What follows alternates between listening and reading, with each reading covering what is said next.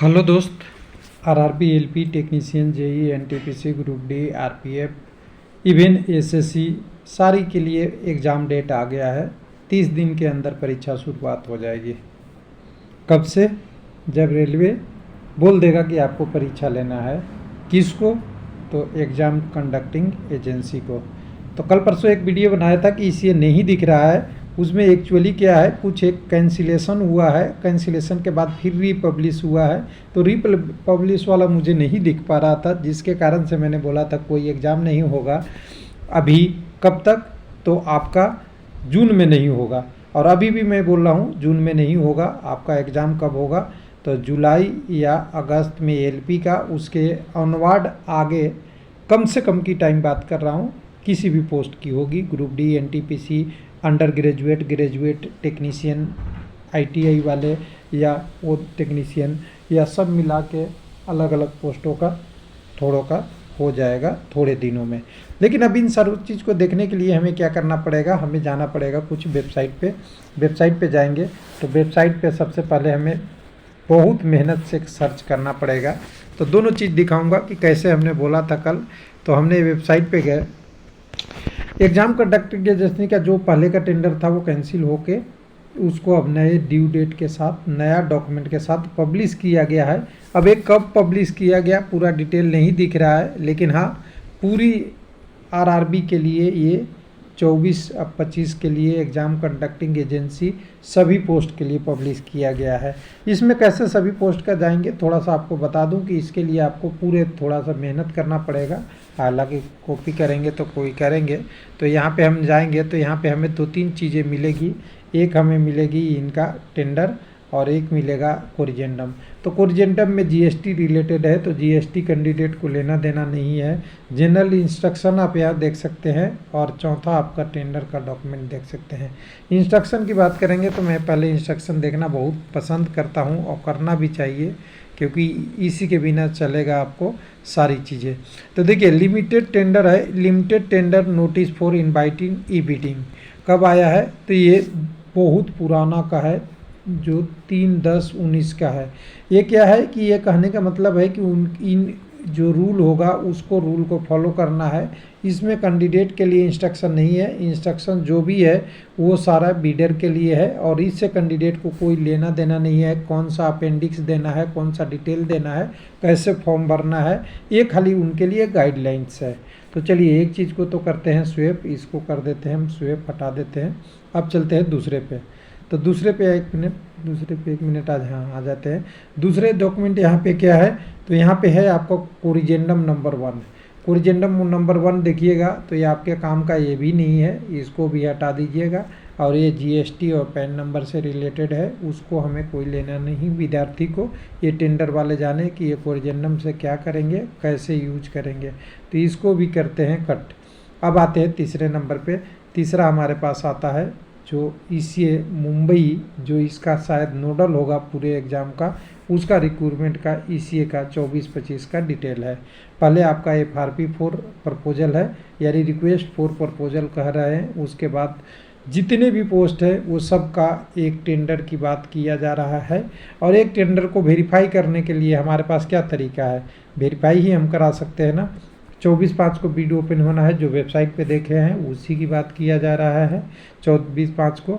तो 24/5 से एग्ज़ाम देने में देखिए, अभी बोला था दूँ कि 24/5 को अगर टेंडर ओपन होगा तो फिर पहले टेक्निकल बिड ओपन होगा, उसके बाद फाइनेंशियल बिड ओपन होगा। तो 30 दिन तो यहाँ लगेगा।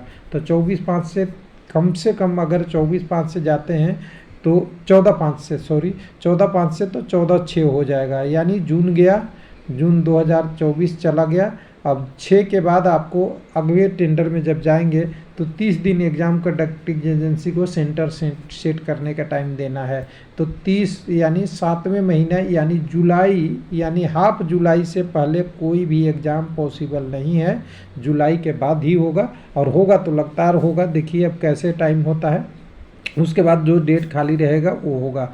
तो फिर यहाँ एग्ज़ाम कंडक्टिंग एजेंसी के बारे में देखें, हम अगर मैच करना चाहें तो देखिए, सबसे पहले हम क्या करते हैं कि हम एग्ज़ाम अगर कह रहे हैं, आप समझिएगा, आप लोग आराम से समझिएगा कि एलपी के भी एग्ज़ाम लेना है, टेक्नीशियन के भी लेना है, जेई का भी लेना है, एनटीपीसी का भी लेना है, इसमें ग्रेजुएट अंडर ग्रेजुएट को भी लेना है, फिर आपका आरपीएफ का भी एग्ज़ाम लेना है, ग्रुप डी लेवल 1 का भी लेना है, और भी बहुत सारे पोस्टों को लेना है। तो क्या इन सारे एग्ज़ाम में एक ही विद्यार्थी कई बार बैठेंगे? लेकिन जो एग्ज़ाम कंडक्टिंग एजेंसी है उसके लिए तो हर बार वो एक नया कैंडिडेट है, तो हर नया कैंडिडेट के हिसाब से चार्ज करेगा, यानी जितने भी कैंडिडेट सब होंगे वो सब के सब बार बार काउंट होंगे, और बार बार काउंट होंगे तो उसका वैल्यू बढ़ेगा टेंडर का, उस टेंडर का वैल्यू बढ़ेगा। तो आप समझ सकते हैं, उसको हम वेरीफाई इससे कर सकते हैं अमाउंट से। तो देखिए अमाउंट यहाँ से आप जोड़ सकते हैं, टेंडर की वैल्यू है, ऊपर से पढ़ लीजिएगा, कॉस्ट ऑफ दी टेंडर जो आपकी रिवकेज में है उसको आप देखिएगा। तो इकाई दाई सैकड़ा हज़ार 10,000 लाख 10 लाख करोड़ 10 करोड़ अरब 4 अरब 19 लाख 4 अरब 19 करोड़ कितने का हो गया आप सोच सकते हैं, 199 करोड़ यानी 4.19 यानी 4.2 अरब का टेंशन है। ये आपका टेंडर है जो हमारे आपके लिए तो टेंशन है, लेकिन रेलवे की नहीं है, क्योंकि ये लोगों से एग्ज़ाम फीस भी लेते हैं और बहुत बड़ा इशू भी होता है। हालांकि एग्ज़ाम फीस 100 रुपये काट के बाकी और रिटर्न करने की बात थी, तो वहाँ देखेंगे कि थोड़ा कैंडिडेट को राहत मिल जाती है, लेकिन ये वैल्यू बहुत बड़ा होता है। इस वैल्यू पे आप टेंडर में कहेंगे तो बहुत सारे कैंडिडेट अप्लाई करेंगे, अब उस हिसाब से होगा। अब यहाँ पे तक तो 2-3 चीज़ें हम अब तक क्लियर कर चुके हैं। क्या क्लियर कर चुके हैं? एक तो डेट क्लियर कर चुके हैं, एग्ज़ाम का डेट क्या होगा, तो 15 जुलाई के बाद कभी भी हो सकता है, 15 जुलाई से पहले किसी हालत में पॉसिबल नहीं है, पहला कंडीशन। दूसरा कंडीशन हमने जान ही लिया, 30 दिन टाइम इनको देना है। बाकी वैकेंसियों में भी ये तो एलपी की तरह हम बात कर रहे हैं, एलपी या टेक्नीशियन का 15 जुलाई से पहले नहीं होगा। बाकी पोस्टों का आरपीएफ का तो अभी फॉर्म भी भरा जा रहा है, बहुत सारी चीज़ें हैं और सारी चीज़ें इसमें दी हुई है। लेकिन एक चीज़ और खुशखबरी है, वो एसएससी की भी वैकेंसी आएगी क्या? तो देखिए मैं हाँ और ना दोनों में जवाब दूंगा। नोटिस में अगर मैं पढ़ूँ, आपके जैसा अगर पढ़ूँ इस टेंडर डॉक्यूमेंट को, तो मैं कहूँगा कि हाँ वैकेंसी आएगी। लेकिन अगर कंसेप्ट देखूँ कि जो बाहर नहीं अनाउंस किया है, जितने भी वेबसाइट पे डॉक्यूमेंट आया है उसमें एसएससीटी का जो कोई जिक्र नहीं किया है सीनियर सेक्शन इंजीनियर का, तो यहाँ कहूँगा कि नहीं आएगा। तो इसलिए इसको कन्फ्यूजन नहीं दूर करिए। आपको क्या करना है, आपको रेलवे से क्वेश्चन करना है कि मेरी वैकेंसी कहाँ गई, और वो डॉक्यूमेंट आपको मैं अभी प्रोवाइड कराना हूँ कि रेलवे को आपको दिखाना है। इसको मेल करके आपका स्क्रीनशॉट ले लीजिए, इसको मेल कर लेके आपको रेलवे को भेजना है कि आपने दिया है कि जो फंक्शन ऑफ रेलवे बोर्ड किसके लिए एग्ज़ाम किया है। इस पे आधारित अगर हम बात करें तो जीडीसी की बात कर रहा है, आरपीएफ का बात कर रहा है, उसमें सीनियर सेक्शन इंजीनियर भी है। हालांकि इसकी वैकेंसी के बात रेलवे कहीं नहीं किया है, लेकिन अगर ये है तो इसको क्यों सभी पोस्ट की वैकेंसी आ रही है, सारा का आ रहा है। एनटीपीसी अंडर ग्रेजुएट का आ रहा है, पैरामेडिकल का आ रहा है, असिस्टेंट लोको पायलट टेक्नीशियन का आ रहा है, मिनिस्ट्रियल आइसोलेटेड कैटेगरी का आ रहा है, लेवल 1 पहले का ग्रुप डी का आ रहा है, आरपीएफ कांस्टेबल का आ रहा है, जीडीएस का आ रहा है। तो ये सीनियर सेक्शन इंजीनियर ही एक लेता क्यों काटा हुआ है, इसको आपको देना होगा। तो स्क्रीनशॉट के लिए मैं थोड़ा इसको स्क्रीन को शांत कर देता हूँ, इसको आप देख लेना। सारे पोस्ट की बात की गई। अब यहाँ पे देखिए ये वैकेंसी, कुछ लोग कहेंगे कि सारे आरआरबी का नहीं है, तो देखिए आरआरबी का पूरा इस टेंडर में डिटेल दिया हुआ है। 21 आरआरबी का डिटेल दिया हुआ है, उनका जोन दिया हुआ है, और साथ में उनके डिवीजन और प्रोडक्शन यूनिट की बात किया है, कौन कौन उनके अंदर है, उनकी आपको एग्ज़ाम लेना है। तो इस हिसाब से ये कहता है, पूरी वैकेंसी कहती है कि ये सभी के लिए एग्ज़ाम होगा, कंप्यूटर बेस्ड सबके लिए होगा। यानी कुल मिला के कहें आने वाले दिनों में जो रेलवे का एग्ज़ाम जो होगा वो 24-25 के नाम से जो होने वाला है टेंडर, वो 24 में तो ख़त्म हुआ, जैसा रेलवे ने बोला था 24 में ख़त्म हो जाएगा, नहीं होगा, 25 के आगे जाएगा। क्योंकि पहले 2024 के हमने 7 मंथ पहले लूज कर देंगे, क्योंकि जुलाई से पहले तो एग्ज़ाम पॉसिबल नहीं है, और जुलाई के बाद 7, 5, 12 5 महीने बचते हैं। 5 महीने में इन सारे वैकेंसी का एग्ज़ाम लेना संभव नहीं है। इसका कारण क्या है मैं बता दूं पहले, कि जो भी एग्ज़ाम कंडक्टिंग एजेंसी या टीसीएस हो या कोई अदर भी हो, वो दूसरे एग्ज़ाम भी कराती है, और दूसरे एग्ज़ाम पहले से फिक्स होते हैं जैसे एसएससी का एग्ज़ाम है, इनका कैलेंडर पहले से फिक्स है और बहुत सारी चीज़ों का फिक्स है। रेलवे का तो कोई डेट ही नहीं होता, तो जिसके कारण से ये दिक्कत आएगी। और वो एग्ज़ाम कंडक्टिंग एजेंसी अगर कहीं किसी शहर में इंगेज हो गया, मान लीजिए एग्जाम्पल कर रहा हूँ दिल्ली में अगर एसएससी का एग्ज़ाम हो रहा है, उस समय रेलवे का एग्ज़ाम नहीं हो सकता, क्योंकि उतनी एग्ज़ाम सेंटर नहीं होता किसी भी एजेंसी के पास जो दो एग्ज़ामों को पैरेलल और बड़े ऐसे बड़े वैकेंसी को कवर कर सके। छोटा वैकेंसी है वो सब तो कैटर हो सकता है 2-4 एग्ज़ाम सेंटर से, लेकिन 10-20 एग्ज़ाम सेंटर मैनेज नहीं कर पाएगा कोई भी एजेंसी, इसलिए उसके बाद या आगे पीछे करा लेता है जब खाली टाइम होता है उसके दौरान में। तो कुल मिला के अच्छी न्यूज़ तो है, लेकिन अच्छी न्यूज़ के साथ ये भी है कि कैंडिडेट को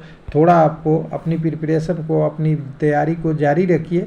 लेकिन रेलवे का एग्ज़ाम का जो पैटर्न है उस हिसाब से अगर देखेंगे तो सभी एग्ज़ामों का नोटिस अगर एक साथ आता है तो ये अच्छा है, और अगर बड़ा टेंडर होगा तो ये भी एक न्यूज़ है कि टीसीएस एलिजिबल हो जाएगा।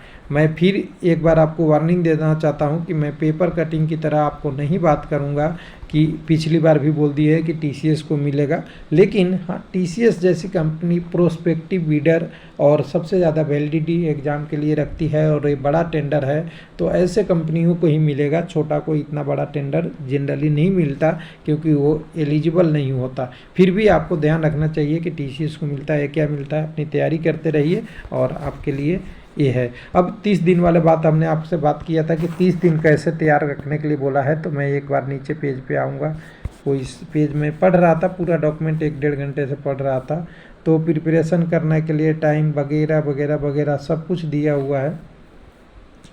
सबका टाइम इसमें दिया होता है, ईसीओ को कितना में क्या फुल स्कोर तैयारी कितने में करना है, रिजल्ट कितने में देना है, कितने में एग्ज़ाम सेंटर की तैयारी करना है, कितने में आपको डॉक्यूमेंट करना है, आपको क्वेश्चन पेपर कितने में तैयार करना है, क्वेश्चन सेट का आप कैसे तैयार करेंगे, लिखा हुआ रहता है। और कई बार हम देखते हैं फॉलो भी हो जाता है, कई बार नहीं भी फॉलो हो जाता है, बहुत सारी इशू रहती है। लेकिन कुल मिला के देखेंगे तो ये सारा प्रोसेस अगर हो रहा है तो एक कैंडिडेट के लिए अच्छा है और आगे प्रोसेस में आ जाएगा। वेन्यू ऑफ इंचार्ज देखिएगा, वेन्यू में होगा, कहाँ होगा जी, 1 मिनट, वेन्यू ऑफ इंचार्ज वगैरह वगैरह, ईसीएस काउंसलर, इन्वेटर, सर्वर वगैरह, नेटवर्क, सिक्योरिटी स्टाफ, सब कुछ का एक एक डिटेल इसमें दिया हुआ है, कोई चीज़ नहीं छोड़ा हुआ है। और इसी में वो लिखा हुआ है कि 30 दिन पहले अगर कोई एग्ज़ाम सेंटर की बात करेगा ईसीएस से तो उनको 30 दिन पहले, 1 मिनट में दिखा दूँ टेंडर, मैंने फिर कहिएंगे कैंडिडेट की दिखाए नहीं, मैं पढ़ रहा था, 1 minute, venue of exam coordinator agency, floating nodal coordinator man power, 1 minute, LTI, ECA, self candidate preparation, proof of engaging, 1 minute, कहाँ गया जी, थोड़ा ये पेज ही आगे पीछे हो जाता है ना तो वो फिर मिलता नहीं है जल्दी से। उसमें एकदम बिल्कुल क्लियर लिखा हुआ है कि अगर ईसीए को तैयारी करना है तो उसके लिए 30 दिन का टाइम मिलेगा एग्ज़ाम सेंटर के लिए। आईडीएल का स्टार्ट करने के लिए 30 दिन में वो अपना प्रोसेस आगे बढ़ाएगा, और अगर एग्ज़ाम सेंटर डिले इधर चेंज होता है तो वो बता देगा। वेन्यू 21 दिन पहले आपको, एग्ज़ाम फ्रोजन से पहले आपको वेन्यू का बता दिया जाएगा कि यहाँ एग्ज़ाम लेना है और रेडी रखना है। और उससे अलावा 30 दिन पहले मोटा मोटी उनको सेंटर, एग्ज़ाम सिटी वगैरह बता देता है एग्ज़ाम कंडक्टिंग एजेंसी कि आपको 30 दिन पहले से आपको तैयारी करके रखना है कि इसी में होगा। लेकिन वो वेन्यू अगर चेंज होता है किसी कारण से तो करके आगे होगा। कैंडिडेट कितने काउंट होंगे, तो देखिए इन्होंने कैंडिडेट लगभग टाइप लिया है, जैसे ईसीए के लिए तो 1.6 करोड़ का लिया है इन्होंने, किसके लिए, सीबीटी के लिए, सीबीटी 2 के लिए, सीबीएटी के लिए और सीबीटीएसटी के जो अगर एप्लीकेबल होगा जो एग्ज़ाम में तब के लिए। तो ये 1.6 करोड़ वाला संख्या हमें लगता है ये बढ़ जाएगा, क्योंकि ये मल्टीप्लाई होगा और ये टेंडर का वैल्यू बढ़ सकता है, क्योंकि 1.6 करोड़ कैंडिडेट से ज़्यादा हो जाएंगे। क्योंकि आप देख सकते हैं एनटीपीसी भी जुड़ रहा है, आपका सब जुड़ रहा है। तो मान लीजिए पिछली बार की वैकेंसी अगर 2019 का ही देखें तो 1 कुछ करोड़ थे एनटीपीसी में और करीब 1 कुछ करोड़ थे ग्रुप डी में। अगर ये कैंडिडेट दोनों में भाग लिए तो दोनों को जोड़ दीजिएगा तो 2 करोड़ के आसपास तो ऐसे ही हो जाता है, तो 1.6 करोड़ से ज़्यादा लोग रहेंगे, ये तो श्योर है अगर सारा एग्ज़ाम हुआ तो फिर इसके बारे में भी इसका हो सकता है बाद में कोरिजेंडम करे, चेंज करे वगैरह वगैरह। लेकिन ये अगर इस हिसाब से देखेंगे तो आपका सबसे पहले चीज़ है कि 30 दिन वाला एग्ज़ाम से अगर फॉलो हो जाता है तो जुलाई के लास्ट में आपका, जुलाई के सेकंड मतलब 3rd या 4th वीक में आपका एग्ज़ाम शुरू हो सकता है एलपी टेक्नीशियन का। अगर ये फॉलो नहीं होता तो ये कम से कम वाला है, ज़्यादा दूर जाएगा तो कैंडिडेट के लिए और टाइम कंज्यूम हो जाएगा, क्योंकि ऑलरेडी 7 मंथ कंज्यूम हो चुका है। थैंक यू, धन्यवाद।